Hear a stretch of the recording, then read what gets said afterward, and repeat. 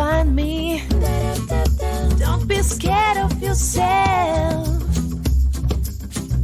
Don't be scared of me. Don't be scared of yourself. Hi, I'm Dawn. And I'm Ashley. We would like to welcome you to the Work It, You Are Worth It podcast, where a couple of friends sit around and discuss healing, growth, and healthy relationships. Hey, Ashley, how are you? I'm good. I'm great tonight, Dawn. How are you? Doing well. So, I just got an update, and I can finally give an update about the work situation we discussed several weeks ago. Okay. So the reason I can finally discuss it is because I just got confirmation that I will be starting at my new job on Monday. Congrats. Thank you. I actually read a research article a few weeks ago and then had a client talk to me about it a few days ago also. It's called angry applying or resentful applying, and it is one of the number one ways to get a better paying job. Angry or resentful applying? Do I have that correct? Angry or resentful applying? Yes, and the reason this article, and I don't remember where I read it from, but the reason according to this article said was because when you are angry, therefore applying to other jobs, when you're angry with your job, you're just randomly applying. Like screw it. I'm not qualified for this. I'm going to apply anyways because I want to get out of here. So when you do that, you take more chances than a person typically would and are much more likely to find a better job that you didn't think you qualified for. Wow, that's interesting. Like I've read articles where, right, men get better jobs than women do because men are willing to take more chances than women. Right. Right. I've heard those kinds of studies, but that's an interesting one. I'm gonna have to I'll look that up. So the reason this is so interesting is because that is exactly what I did. So there was a day, as it stood, I'm trying to think where I left off last time. I believe the last time I left off, there were several HR statements about the general manager and the grooming manager. After those HR statements went through, the grooming manager, who basically was bullying employees beneath her, trying to bully employees on the floor, as well as being very aggressive with dogs.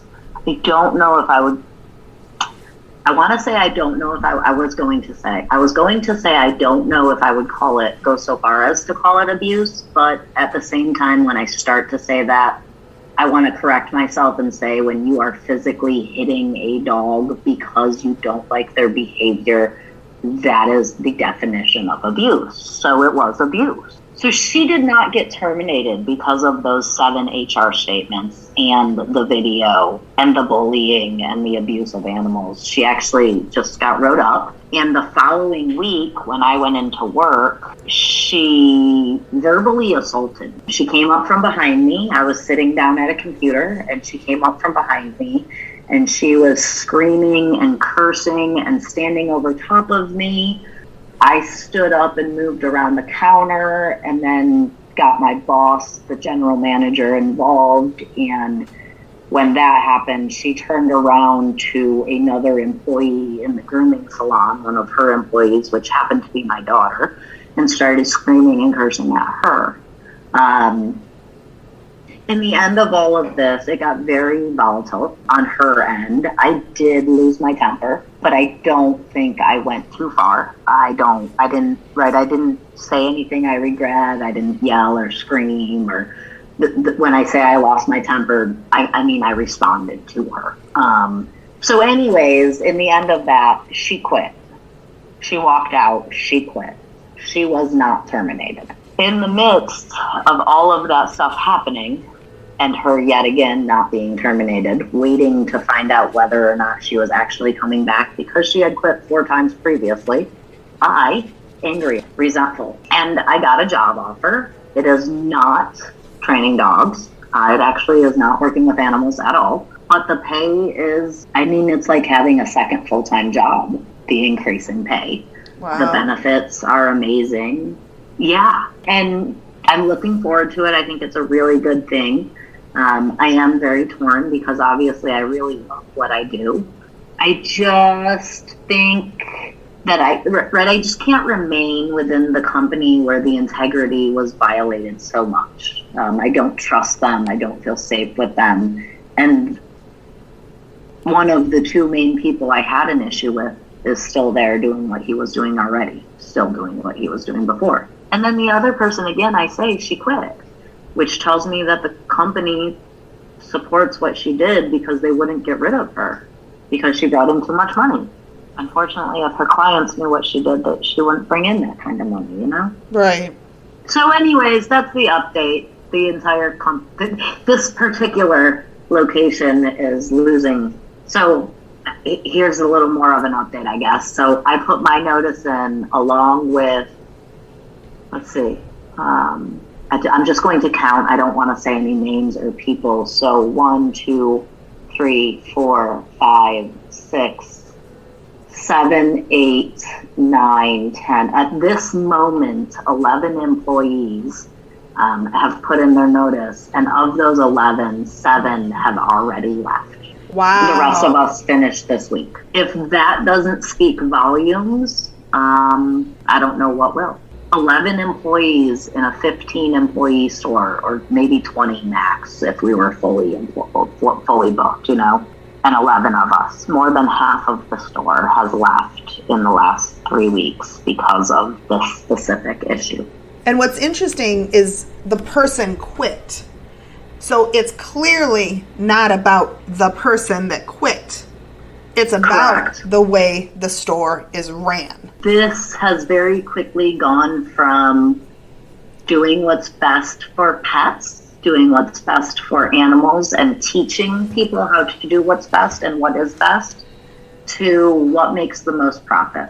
Right, and it's a business, right? This is a store. This is not a veterinarian's office. This is not a specialty office. This is a store. So a store's job is to make money.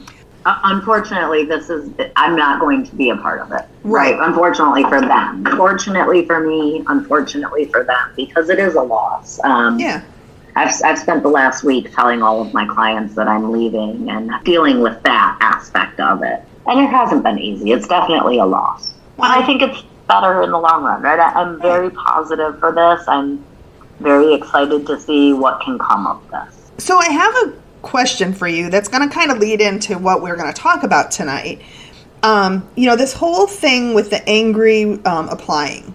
One of the things, and we've talked about it so many, in a few different podcasts about what's the difference between like thinking logically and feelings. And I know you angrily applied. However, I also know you to know well enough to know that you didn't just wake up one day and apply. Like, right? It wasn't a... Right. So how did you work through this whole logically I know this is not right and I can't stay here versus this is fucking messed up and I'm out. Right? Okay. Right. Well, and there's several components to this, right? So logically, I have children to support. I have people that financially rely on me. I have animals. I have a home. I have financial responsibilities that require me to have a paycheck to pay those bills. I am not of a financial point where walking out and just losing my mind and quitting was an option. So that was very, very much forefront in my mind. Financial responsibilities come first. If I don't have a roof over my head, then I cannot possibly de-stress if I don't have a place to sleep, at least for me. So that was forefront in my mind. The second was to, instead of tying that logical and emotional together, which is typically what I want to do, in this situation, I had to separate that logical and emotional, right? Because the emotional mind wants to take over.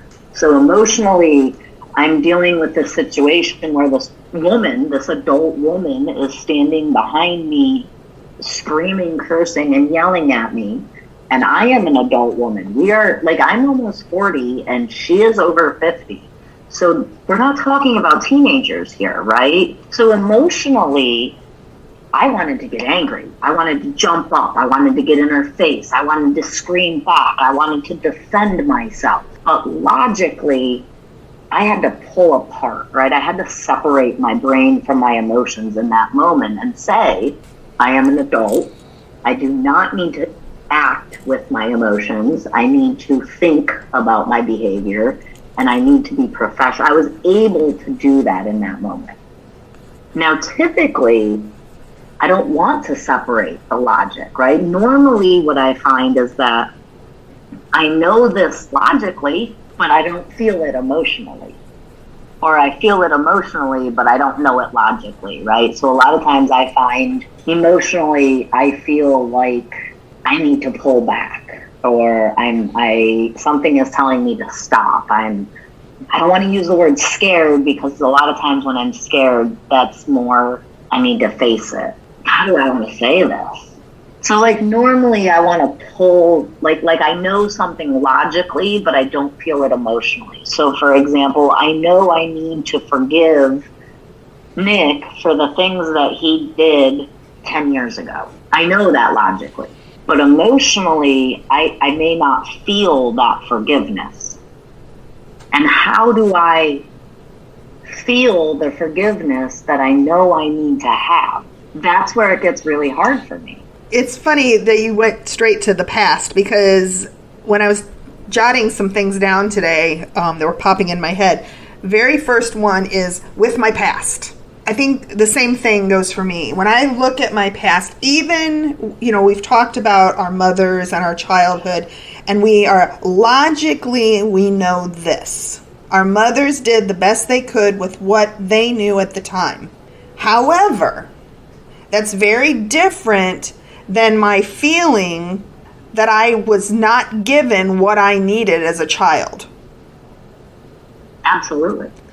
So how do we go about making it logically? I know this, I accept it, I'm aware of it, but also in kind of like meshing them together where it's okay, I have these feelings of abandonment, of feeling less than, the fear, the shame, right? All of those things. How do we go about intertwining them so we can get it on the same path? Can we even do that? Oh, I think we can. I definitely, right, that's the connection that we need to have between our logical and emotional is to have them on the same path. And the example that you used is readily for me to use as an example, because I've just done this in the last few podcasts here, right? So, Mom, I love you. You are my best material for this. So, logically, I know my mother did the best she could with what she had. I absolutely know that my mother did her best. I have known that my entire life. Not my entire life. I think when I was about 18, and my daughter was, she was like 6 months old. She cried so bad some nights. And there was just this night where I was just at my wit's end, and I went out, I just put her in her crib and I went outside. But my husband at the time, he couldn't handle it. And he went in and he grabbed the crib and he just screamed, "Shut up!" as loud as he could. And it worked. She stopped crying because she was absolutely terrified. But then he broke down crying because I just flipped out on this innocent baby because she was crying and I couldn't figure out what she needed. In that moment, I understood that even though I was not happy with how my mom behaved as a child, it was the best she could do. Because I knew he did not want to do that to her. I could see that all over his face. I didn't want to feel like I couldn't even look at this innocent baby, all because she had cried for 6 hours. But when you hear that noise for 6 hours straight, that is exactly how I felt. Right. Like, I just need to get the hell away from this kid. So in that moment, when I felt all of that shame and guilt and awful because of how I felt towards my own child, I knew then logically that my mom did the best she could, even if it wasn't good enough. Now, emotionally, I still had resentment for her. I was still angry. I was still victimized, right? I still took those behaviors, the way her relationship and her and I's relationship was, I still took that personally. I still felt as though she did that to me. That kind of goes against saying she did the best she could, right? It does, and that's why this topic is so interesting, because it's almost like a yin and yang type situation. Right. So how did I get to the point to where emotionally I feel that she did the best she could at the time? And the answer to that was I understood. Yeah. I came to an understanding of what she went through. So I opened my mind and my heart to her childhood, to her hurt and her loss, and the idea of how could this possibly have been the best she could do when it wasn't even close to the best I could do. And to be able to distinguish that they were so different because of what she had, right? I can see how horrible the things she did were because I didn't have what she had, because she gave me so much better than she had. Had she not given me better than she had, I wouldn't be able to see what even better than what she gave looked like. And I guarantee you that my daughter is going to do better than I did because I gave her better than I had. Right. So she's going to do better than she got. Your and your mom's relationship, very much like mine and my mom's, has evolved, especially with the changes that we have made with ourselves. Yeah. Really, the reason is because we made the changes to ourselves, right? It kind of just is this domino effect. When we look at ourselves, we make changes within ourselves, things kind of just fall into place. Well, yeah, my relationship with every single person around me that I interact with has changed dramatically. So, does your mom ever still trigger you at times? Yes. Because nobody's saying that. Let me rephrase that. Okay. So, does my mom still say or do things that 5 years ago I would have been triggered by? Yes. She still says some of the same things. She still does some of the same things that I would have been triggered by when I was 28 or 29 or 30. None of the same things she said or did when I was a child, right? She has grown majorly since then. I want to put that out there. However, the same thing she would have done 10, 15 years ago, sometimes she does say and do those same things. However, because of my growth, because of my changes, because of my awareness, I no longer react to those triggers, to those things in the same way. Therefore, she doesn't trigger me anymore because I don't react to those triggers. Does that make sense? It does make complete sense. And for me, the reason it makes complete sense is because it's of how I feel with my mother. And so for me, when my mom still, if you want to put air quotes, triggers me, when she says or does something that makes my body feel a certain way, because that's really what it is. I feel it in my body first and foremost. So I want you to finish what you're going to say, but I want to get back to that. When they trigger us, when they say or do something that make my body feel. I want you to finish what you're going to say, but I want us to jump back to this when you're done. Okay. When I like you, I don't let it go to where it went before.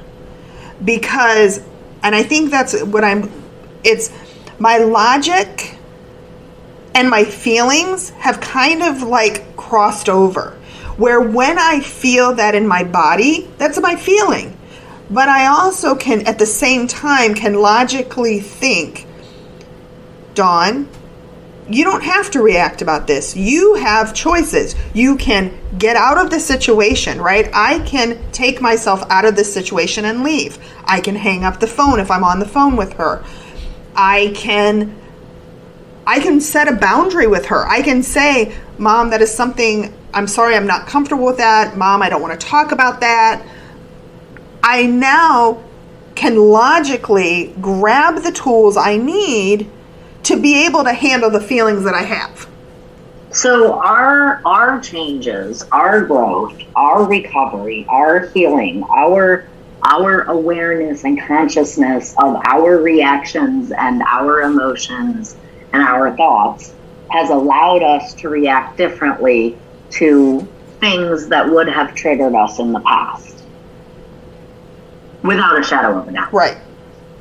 With that being said, things that would have triggered us in the past is very important, the way that we say this, right? Because my mom didn't trigger me.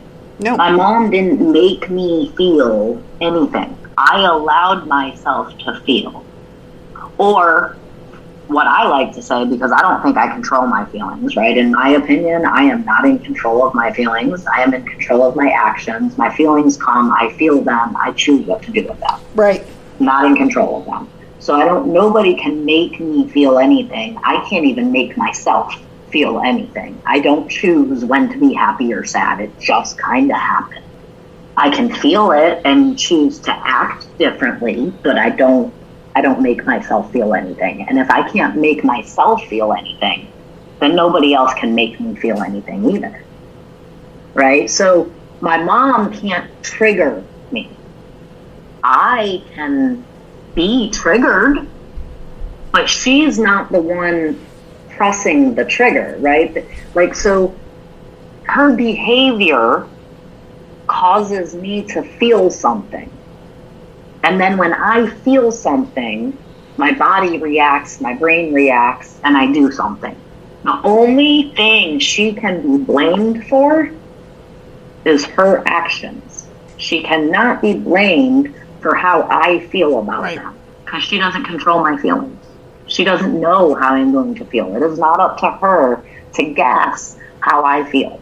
I do not want anyone to pick up a phone and go, I wonder if I call Ashley and say this, it's going to make her lose her shit. Like, I don't, like, no one can think about how I'm going to feel, guess how I'm going to feel, and or hold themselves accountable for my feelings. And if they can't do that, then I can't do that for theirs either. And if I can't do that for theirs, if I can't make Nick angry, then my mom can't make me angry. She can do a crappy thing. He can do a crappy thing. I can do a crappy thing. And we can choose to be angry about it. But they didn't make me angry. I just am angry. You know, another area that I kind of the flip here, we're talking about us being children, but let's flip it around with my children. I logically know I was an amazing parent. I logically know that I supported my children and did my job to the best of my ability, and that helped them get to the place they are today. Did I do that for them? No, they did that work very much on their own with my support. However, there are times, and we've had the Mom Guilt podcast, I struggle with those feelings that I did not do a good enough job. Of course. And it's just another way that I was thinking of how logic and feelings can impact the way, like the different areas of our lives, the different relationships we have. Logic and feelings apply in all of them. Right, and also like where logic and feeling can be total opposites of each other, right? Like, so logically, I know, like you said, I know I was an absolute wonderful mother. I know that I am an absolute wonderful mother. I know without a shadow of a doubt that I am every single day doing the absolute best I can every day. I also feel like I didn't do enough. Mm-hmm. I also feel like I should have done more, like I should have been better.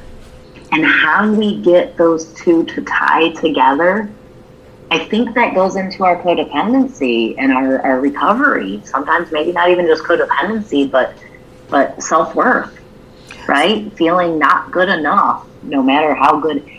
Humans want to be perfect, even though we all know perfection is impossible.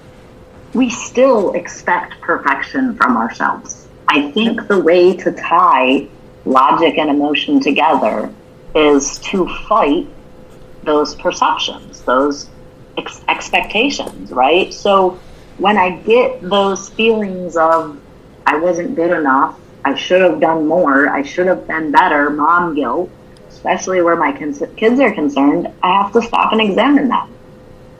What do I feel guilty for? What I wasn't good enough at what? Right. What more could I have done?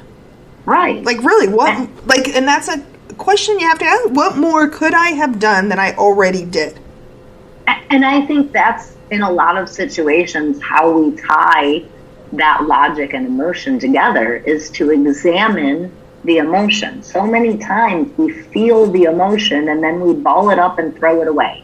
Or we pick it up and we drop it as quick as we can. Here, take it back. I don't want it. Take it back. Throw it away sometimes. Throw it back to God, to our higher power.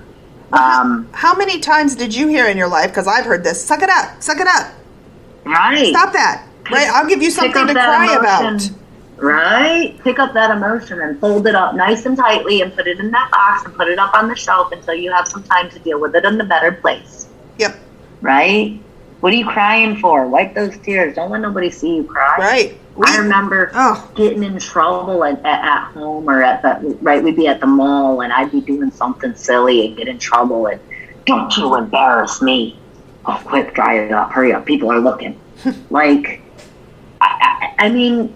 Strong people don't show emotions, right? And I mean, that's what our society leads us to believe, or used to. I think it's getting better, but it has got a long way to go. So I think that's how, examining those emotions, feeling those feelings, exploring them, talking about them, sharing them, discussing them, is how we tie what we logically know to what we feel. Going back to the mom guilt podcast, and I was feeling it. I was in my mom guilt a lot. And one of those things now, and this is why it's so important to have someone that will challenge and offer a alternative look at things that it is in a healthy place. It goes back to making sure you're not going to the hardware store for milk. Every time when I start to feel that feeling of mom guilt, you pop in my head. And I will never forget, you're like, Dawn, isn't your son getting his PhD? Dawn, isn't he self-sufficient? Dawn, isn't he? And you challenged every single thing that I said. And that pops in my head every time. So now I logically and I feel like I am a damn good mother. I'm so happy to hear that. Yeah. I could have done some things. I could have taught my sons, right, to be in a healthier place, but I couldn't because I wasn't there. But the minute I got there, now I'm giving that back to them. My son got his 2-month chip. Yay! He is now going, so I will share this. I was avoiding sharing this because of anonymity, but I can share this now. For his first month and a half of CODA, he was in our Thursday night meeting. I knew that. I saw him. I know you did. Certain people knew. Like, I had 2 people reach out. One person pinged me in the meeting, oh my God, I just figured out who that person is. Yep. As soon as he talked and showed his face, I knew he was yours. Sorry, Dylan, you look like your mom. He does look like his mama. Dylan looks like his mama. I knew. As soon as he shared, I knew he was yours. Yes. So and his sponsor was completely okay with him starting out and I trust his sponsor implicitly. So his sponsor was okay with him coming. We very much kept anonymity. Other than the time he said he stepped up and said he had 1 month. My voice cracked. I was leading that day, and when I came back on, when he said it and I had to congratulate him, my voice cracked, and he caught it. I heard it. Did you? He texted Colin afterwards and like, I made Mom cry in the meeting. It was so hard to keep going. I just wanted to go on mute so badly. Oh, God. But anyways, the whole point of this, sorry, Dylan, I'm lately on to say here, but he sent me this picture of his medallion laying on his lap. And I was like, oh, where'd you get that? I thought maybe his sponsor mailed it to him, something, I didn't know. He's like, no, Mom, I found a face-to-face meeting over here, and I went the other night, got my 2-month medallion. I was like, how do you like? I love it. I'm going to go back. I even shared. So he's actually found his own meeting. That's amazing. Right? So congratulations. I can sit and I say, I could have done all this stuff differently. I could have taught him from a healthier place back then, but I couldn't because I wasn't there. But it doesn't matter, because now my son has 2 months of healthy work he's doing on himself. It's never too late. It doesn't matter that I'm 52 years old and my life just started 4 or 5 years ago, whatever it is now, 5 years ago, right? It doesn't matter, because it's never too late. Now I can just take that with parenting with him is, you know what? I continue to do the best I can as a parent. I'm always going to be his parent. I just get to parent differently now. And I actually am in love with the way I get to parent now, because I didn't ask him if he was going to meetings. What happened was he couldn't come back to Thursday night because he's got a TA class, teaching assistance class that night. So he's like, I won't be able to come back, Mom. And I go, okay. I didn't ask him if he was going to a meeting. Right. I didn't ask him what he was doing. I don't ask him if he's talking to his sponsor. I don't talk to his sponsor, right? Right. That's not your place. It's not my place. So there's where if I can have boundaries with this program and being able to allow my son to have his own journey, I can take those efforts and apply them to the other areas that I parent. Absolutely. There's no difference. Not at all. Just the topic's different. Right. And it's more difficult in some aspects because you care more about them. Yes. Was it hard to not want to, especially with my experience in CODA, the meeting and the sponsoring and having the resources that I have, and wanting to share a language of letting go, oh, this is language of letting go. I can see Dylan in this. Let me share it with him. No, I can't do that. Yeah. I don't talk recovery unless he brings it up to me. It is not a conversation we have. Right. Because I don't want to talk about my recovery with him if he doesn't. I don't want him to ask me about my recovery. My recovery is mine. When I talk about my recovery is when I talk about my recovery, not when somebody else asks me. Yeah. Unless very much, yes. I'm in the meeting, I'm in a place where someone that has come to the program is asking me from a place of wanting to understand it better. That's different. Right. If you're in recovery, coming to me to ask about recovery, I am happy to share my journey. However, if you are a person in my life coming to me to ask me about my recovery, to gauge my progress, I am not interested.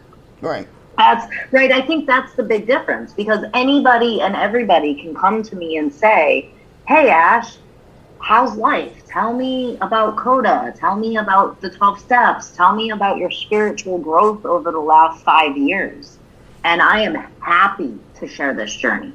I long to share this journey because of the freedom and the love and the acceptance that it has given. At the same time, if someone is coming to me to judge my progress in this journey, this is my journey, not theirs. Right. And I'm not interested in their judgment on my progress. All right, so there's one other area I wanted to kind of talk about, and I talked about it in the Valentine's Day podcast. So that's been a couple weeks by the time this one comes out. But I mentioned at the end of the meeting, or end of our discussion, that I had agreed to go to this meetup thing on Friday night, and I was saying it out loud to you because I wanted to have some accountability. Right. So I'm going to kind of, and this goes into this whole, for me, this logic and feeling thing plays into that kind of topic. So I was, busy at work, was doing my thing all week. Friday come, and I was working from home, and I'm going out, I'm going to go out. But there was still this constant in my head. Maybe I shouldn't go. I'm tired. I don't like to go out on Friday nights. What if this? What if that? Right? All of these thoughts. Doubts. Yes. Were all in my head. But I kept in my head, Dawn, you put it out there. You got to go. You put it out there. You got to go. Right. It wasn't that I was from a place of, I had to admit I would You were holding yourself accountable. Exactly. So I'm going to do this. And I got around. And of course, when I go out, there is some self-doubts. But again, logically, I'm going to go, there's going to be somebody to talk to, right? I'm going to be fine. There'll be somebody to talk to, but there's still those little feelings that come in. So I get around, I was feeling, did my makeup, took extra time with my hair, right? I felt really good about myself. I left. Still hesitantly, not what, there was still part of me that I was in fear. There was very much still fear within me. But I was fear of what? If you asked me and I hadn't done the work, to understand what fear is, I would have told you, well, I don't know. There was nothing to be afraid of. The fear was, for me, because I know myself, of not feeling good enough, in my head, comparing myself to people that were going to be there. People are going to think this, people are going to think that, right? All of these thoughts that there are their opinions of me, and basically of me in a nutshell, being scared of not being good enough, not measuring up. Logically, I know that is not true. Logically, 100% know that is not true. Logically, I know I am a beautiful woman. I know I have a wonderful personality. I know that. But then those feelings start coming in. So they battle in my head. But that's okay. Yeah. That's okay that they battle. Because it's really keeping me accountable. And as long as I'm aware of it, I never got yucky feelings. Normally my whole body would have felt and stressed, and my stomach would have been upset, and none of that happened. Because every time I got a doubt in my head, I came back with something logical. So here's where I think you're tying your logic and emotion together, is that battle. Yeah. So, right? So picture this. Before recovery, before healthy living, you begin to wage that battle, and now you feel sick, and now you're anxious, and now you're not going, and you lost that battle, right? Your codependency has won. Your emotion, your illogical emotions have won out, which is the trauma of your life, right? So then with your healthy growth and your recovery and your healthy living, your growth, that battle persists, and yes, that battle is still there. It's not gone yet. You spent how many years of your life living with that battle and then losing? Mm-hmm. So you can't just all of a sudden the battle's going to go away completely, right? First you got to win the battle, and then you got to convince yourself that you're going to keep winning. And then you trust yourself that you're going to win, and then eventually the battle's not going to be there. But that's part of tying that logic and emotion. Logically, I know I am a beautiful, smart, talented, amazing woman. Emotionally, I am feeling not good enough. I am feeling icky or self-deprecating. Or I'm still that little girl. There's that little Dawn is still in there. Right. And she fights to come out. Absolutely. Right? And so tying that logic and emotion together, that's what that battle is tying. That's that mental battle that you're describing, is how am I tying that logic and emotion together? And when I finally tie them together is when that battle goes away. Yeah. So I went, I got there, I texted because again, I didn't know any of these, didn't know these people. There were supposed to be 10 to 12 people there. So I'm sending a message in saying, how do I find you? She's like, I'll be outside. Then she messaged back and said, I'm going to, told us exactly where she was sitting. So I get there, I walk in, I look to where she should be sitting. She was there. Her face lights up when she sees me. She's like, Dawn? I'm like, yes. And I said her, and she's like, yes. And she comes over, gives me this big hug. We sit there. We talked like we just had known each other for the longest time. Like, right, getting just the comfortability, not like, right, we were getting to know each other because it was information, and it ended up just being her and I for like a half hour. Oh, that's cool. Right? It was amazing, and we hit it off. And then another lady comes in, and she sits down, and she fits right in as well. So here's the three of us, who then, nobody else showed up. It was just the three of us, had an amazing time, ended up staying there till like 9 o'clock, made plans. Last night, the three of us met up and watched the Super Bowl. That's awesome. Next Friday, this coming Friday, we're going out to a Brazilian steakhouse together. We've talked about going to Disney together and taking a cruise together, and we hit it off to that level. That's amazing. I wasn't uncomfortable, and it was really what was so, God, this is where it's like, I'm sitting there, and the one lady, she's like, I was talking, neither one of them have kids, and so I was talking, and said something about my youngest graduating this year, and she's like, you have an 18-year-old? And I'm like, yeah. She's like, you are not old enough. Like, you don't look old enough. Like, how? Like, you don't look old enough. How? And I'm like, I looked at her funny. And I was like, well, I have a 28-year-old. She's like, how the fuck? She's like, well, she says, how fucking old were you?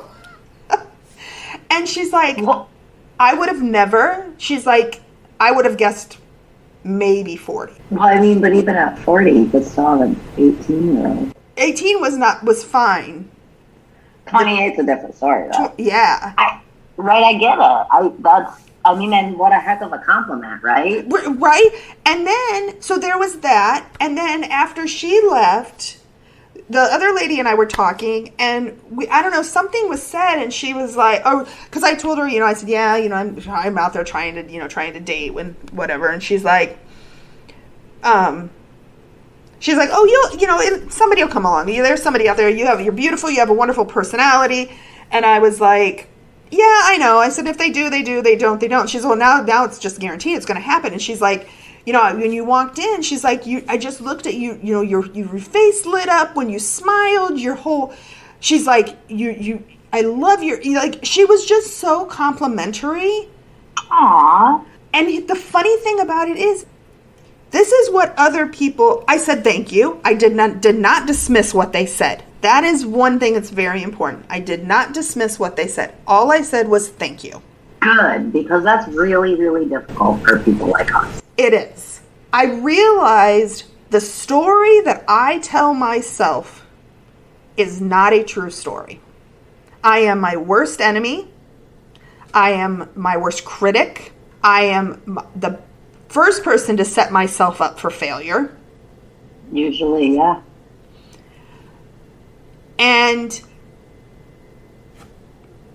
But logically, I knew all of this going into it. I knew it was going to work out just fine. I logically knew if it didn't, I would never go again. Who cares, right? But that doesn't mean those feelings still did not try to push their way in. Right. And I think that it's important for us to remember that this is not, right? I am 39 years old. I have spent 39 years living with those feelings. Those feelings of inadequacy and self-doubt and worthlessness and not being good enough, they don't just go away overnight, right? I've literally spent 39 years perfecting those feelings, loving those feelings, coddling those feelings, making sure those feelings had every single thing they needed to grow and expand.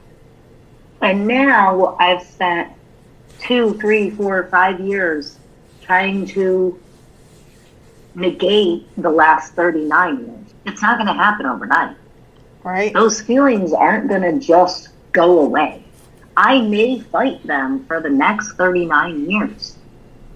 The difference is where I used to fight them and lose, Now I'm fighting them and winning, and eventually I may not have to fight them nearly as often or for nearly as long, and I will always win. Yeah. I don't know that. Go ahead. I was just going to say, I don't know that battle that you were talking about ever goes away. I don't think it does.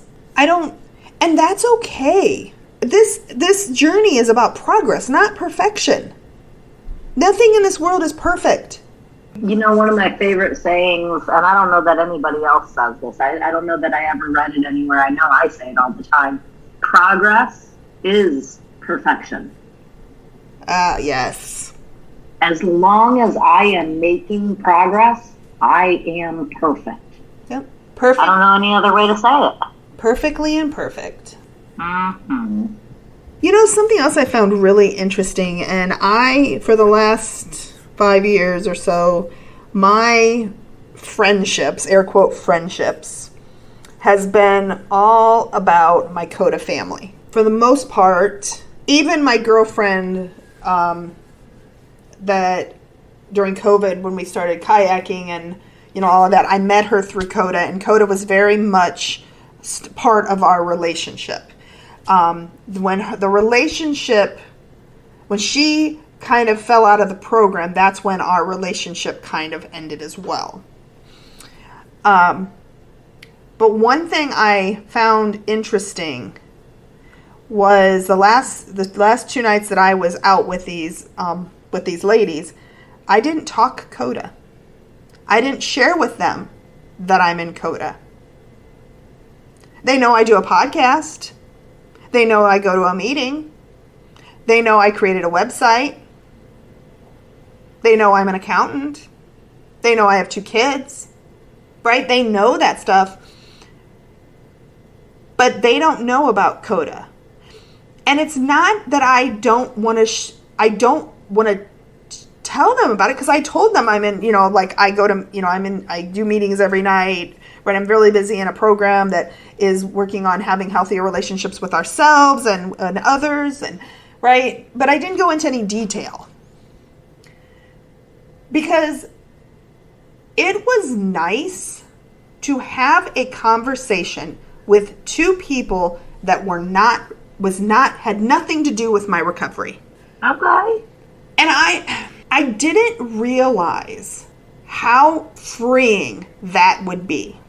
I wasn't trying to change them. I looked back like I do try to look back in every situation, whether I reflect at night and do my own and do my inventory at night or after a situation. So I had to drive home. So I did my inventory driving home. And nothing popped out that I acted or behaved or in an unhealthy way. I stayed in a very healthy place. I did not overshare. I've sat with these women twice for a total of 7 hours. They don't need to know my whole life. So let me ask you this. You had just said that you enjoyed this partially because they had nothing to do with Coda. Yeah. With the Coda recovery. Do you think that maybe it's not so much that they had nothing to do with Coda versus that you were not being codependent in any way? I think that's what it is. Because for me, they're unfortunately kind of tied together. I'm always talking about my good and bad behaviors. I'm always talking about, right, being honest and living with integrity and being truthful and sharing my strength and hope. Experience, strength, and hope. Yeah. Right. It's something I'm constantly talking about. And it was... Right. Right. It was just nice to have... Not only in this situation were you not talking about it, but they weren't talking about it. They didn't know anything about it. Which, right, so I'm sure that was freeing in a way. But then you add in not only were you not talking about recovery and they not talking about recovery or CODA, but you also were healthy in interacting, so I'm going to use air quotes, normal people. I don't know how else I know, to say it, right? right? You interacted in a healthy way with people who have no recovery in their life that you're aware of. Correct. And that, like, when I interact with people who are not in recovery, the interactions tend to be more difficult for me because I have to be more aware of myself. Yeah. So to have interactions with people not in recovery, not in a 12-step program or a healthy living program specifically, because I don't think 12-step is the way, but to have interactions with people who are not in a program of some sort and be healthy is just, congratulations. That's a huge accomplishment. Yeah. And I didn't realize this piece of my life. I logically knew this piece was not in my life, right? I live my life every day. I know that I do a lot of things by myself, and I'm okay with that, right? I'm good with that. And I didn't realize it was the piece that there was a part of me that was missing on having actual friends. And I'm going to specifically say girlfriends. Right? We haven't People to gossip and vent with, people to just be a girl real with. and Yes. Yes. And you know what happened, and I did not expect this. It minimized a big portion of any desire to hunt for a relationship. Because Really? Yes. I was looking for companionship. And because of my old patterns and old thoughts, immediately I go to a dating app, right? Just go to looking The for... only way I can get companionship is with a significant other. And all of a sudden, Friday night, I'm out. Saturday night, I stayed home. I didn't go anywhere. And you know what? There was not one point that night that I felt alone. Not one. I was grateful to have the evening at home. I enjoyed the evening at home. I knew I was going out the next night to go to the Super Bowl. I knew that I had plans next Friday. So now what happened is because I filled this void that I didn't even know was missing, all of a sudden my life just took on another level of fullness. Wow. And now I'm like, if a person that I'm supposed to be in a romantic relationship, and he's out there. There's somebody out there, right? But I'm not hunting for him anymore. There you go. There was just something, like I said, there was a void in my life that I thought that I did not realize what it was, and I thought it was a romantic relationship, romantic companionship, and it wasn't. It was just companionship.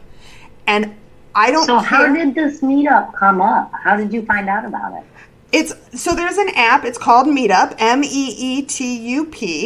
You download the app, you sign up.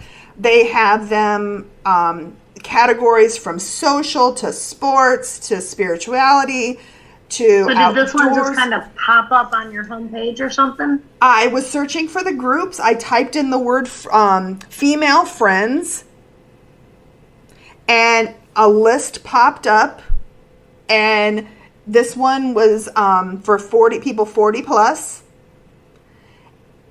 and that's how I found it. So just one night on a whim, you opened this thing up and scrolled through and picked one. Yep. There wasn't any forethought. Nope. You didn't hey, I'm going to go find some friends. Let me see if there's people my age. You just picked it up and did it. Yep. That sounds like a higher power moment there. Well, remember, I said earlier there was supposed to be 10 or 12 people there. And there was only 3 that showed up. 3 women who have very much are my equal, right? Not, right? There wasn't a huge disparity between the two, right? Or the 3 of us, right? Right. like-minded. It still blows me away because it was, and the other two people said the same thing. Like, what's the fluke thing? 10 to 12 people are supposed to show up, and 3 people show up. We hit it off, and now we're like, bam, bam, bam, bam, bam. It was a higher power moment. My higher power, because I got the hell out of my own way, and I just trusted for one moment. I trusted that I'm going to I put something out in the universe when I said to you, I am saying this out loud because if I don't go, I have to tell you I chickened out. And that might sound really, really shitty that I'm like, oh God, I don't want to be a chicken. But you know what? It made me go. I was accountable and I went because I wanted to be able to come back and share my experience, strength, and hope with this discussion with you. And guess what? That's what happened. And I think, too, another aspect of that also is, right, you typically would have picked up your phone and picked up a dating app. Yep. And for some reason, instead of opening up the dating app, you just followed this instinct and opened up this meetup group instead. Yep. And on some whim that you didn't even understand, you just went with it. You got the hell out of your own way. You put your self-will aside, and you followed this higher power to this amazing evening, which turned into an amazing weekend, which is leading into a pretty decent friendship, it sounds like. Yeah. And if not, let's say it falls to the wayside. Let's say the 3 of us go out 5 times. And then all of a sudden it falls to the wayside. You know what? What this showed me was there's going to be another group on there. And I don't have to be all in with this friendship, these women either, right? There are thousands of meetup groups. I need to continue putting myself out there. I need to find another group, and I need to go to that too. It's not, because I have done this in relationships my entire life, especially romantic relationships. I'm all in on one person day one.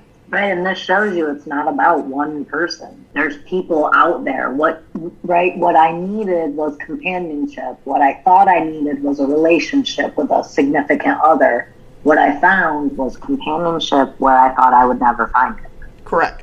But without putting myself out there, without getting the hell out of my own way. Same goes for your story as well in the beginning. Right? Yeah, absolutely. Because without putting myself out there, I wouldn't be where I am. I wouldn't be starting a new job on Monday. Exactly. So it doesn't matter if it was angry applying. It doesn't matter if it was logical applying. It doesn't matter. You trusted your higher power when you went through the process, and when the job came around and everything, you just trusted. Right. I mean, yeah. And that's what we have to do. Just get out of our own way and let our higher powers work and have faith. Yeah, have faith. And hang on, because when they work, whoo. It's funny, boy, when it works, it works. Whew, it works. Good, it is absolutely amazing. It doesn't get bad. It doesn't. Right? I'm not saying that life doesn't do what life does. Life, right? You get hit with hardballs sometimes. Life throws curveballs all the time. But even with those curveballs, it doesn't get as bad as it used to. It gets way better than it ever was. But it doesn't get nearly as bad as it used to. At all. I want to share one story with you really quick of higher power working.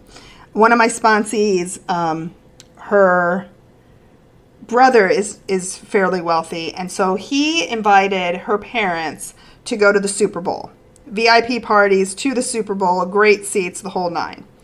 But her brother did not invite her kids, and she was very resentful and very kind of, well, why would he, he didn't invite me and we didn't invite them? And she was very angry and resentful about it. And so we talked about it a little bit, and I'm like, well, first of all, he's not obligated to do anything for anybody. So,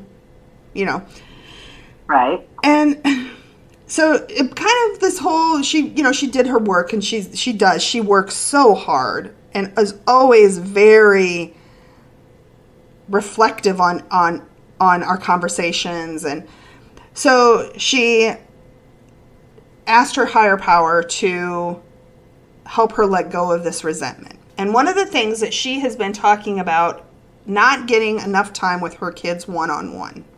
That the three of her and her 3 kids, not their significant others, not the grandbabies, right? Right. And so she asked her higher power to help her let go of this resentment.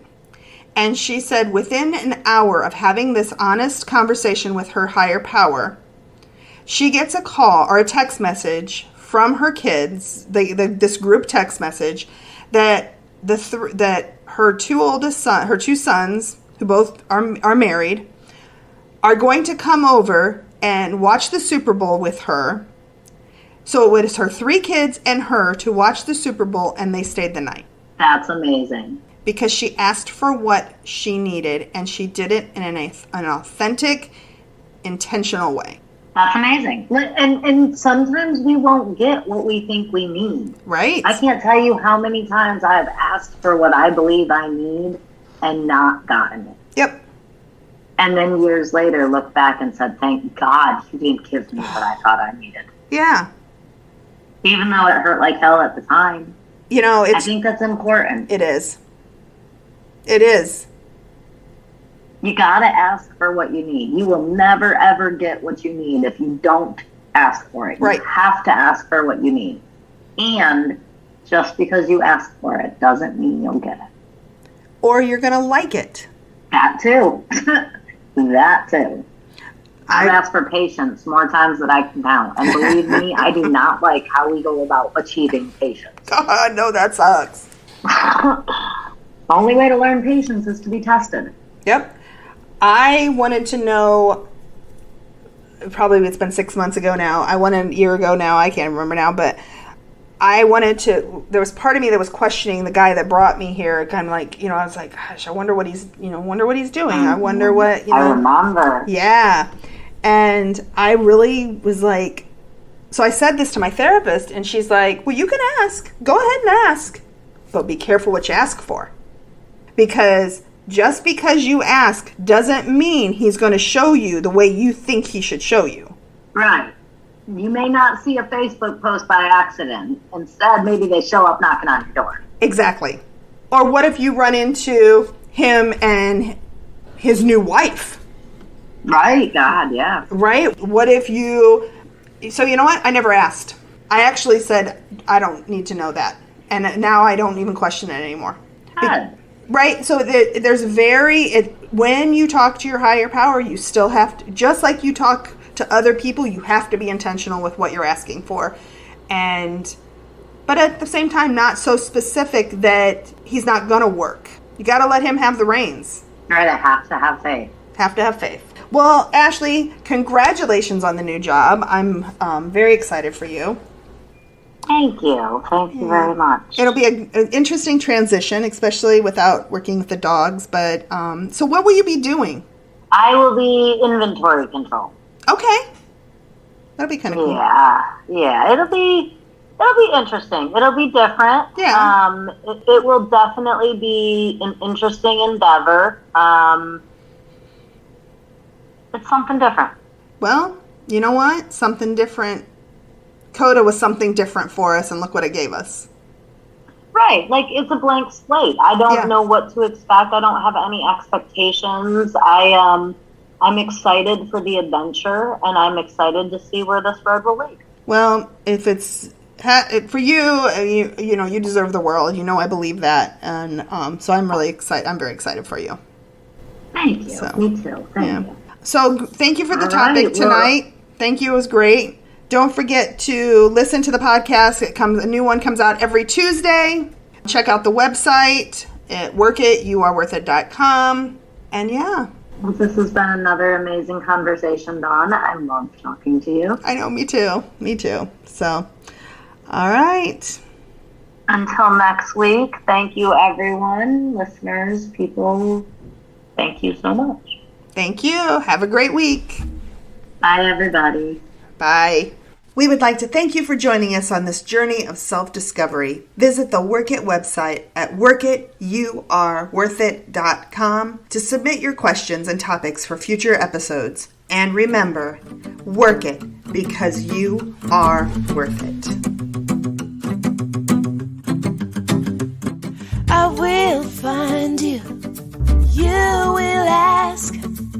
What will you do when they find me? I will find you. Give the answer to your question. What will I do when I find you? I don't have to think, I don't have to prepare myself. When I find you, I don't have to think, I don't have to prepare myself. But I will find you to make things as they were once. But I will find you to make things as they were once. Don't be scared of me. Don't be scared of yourself. Don't be scared of me. Don't be scared of yourself. But I will find